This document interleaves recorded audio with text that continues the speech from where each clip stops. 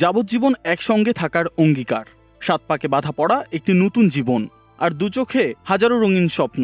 কিন্তু সেই স্বপ্নের আয়ু কতদিন? পরিসংখ্যান বলছে বাংলাদেশে প্রতি ঘন্টায় ভাঙছে কোনো না কোনো সংসার। যে সানায়ের সুরে শুরু হয়েছিল একটি সাজানো ঘর, মাত্র কয়েক বছরের ব্যবধানে তা শেষ হচ্ছে আদালতের এক টুকরো কাগজে, একটা কালির স্বাক্ষরে।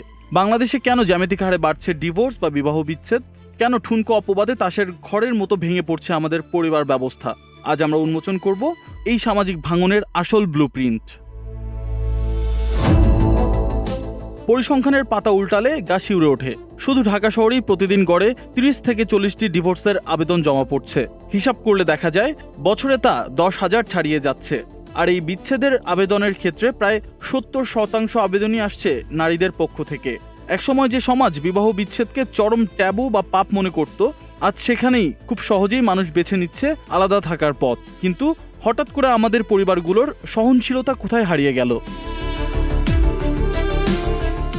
অনুসন্ধানে উঠে এসেছে বেশ কয়েকটি কারণ, যার মধ্যে অন্যতম প্রযুক্তির অবাধ স্বাধীনতার এই যুগে ফেসবুক, হোয়াটসঅ্যাপ বা ইমোর চ্যাটিং বক্সের আড়ালে খুব সহজেই গড়ে উঠছে গোপন সম্পর্ক।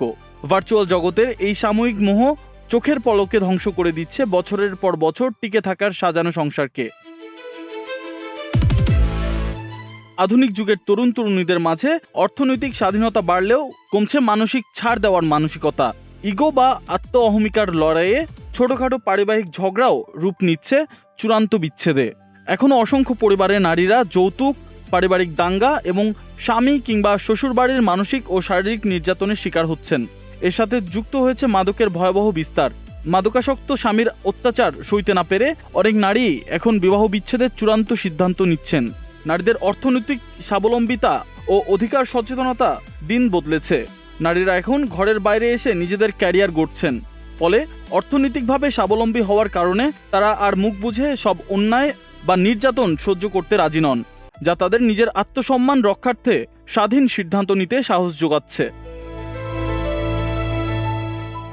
দুটি মানুষের অহংকার কিংবা ভুল বোঝাবুঝির এই নোংরা খেলায় সবচেয়ে বড় বলির পাঠা কারা হচ্ছে জানেন? তাদের নিষ্পাপ সন্তানেরা। ভেঙে যাওয়া পরিবারের শিশুরা বড় হচ্ছে এক চরম মানসিক ট্রমা আর একাকিত্ব নিয়ে।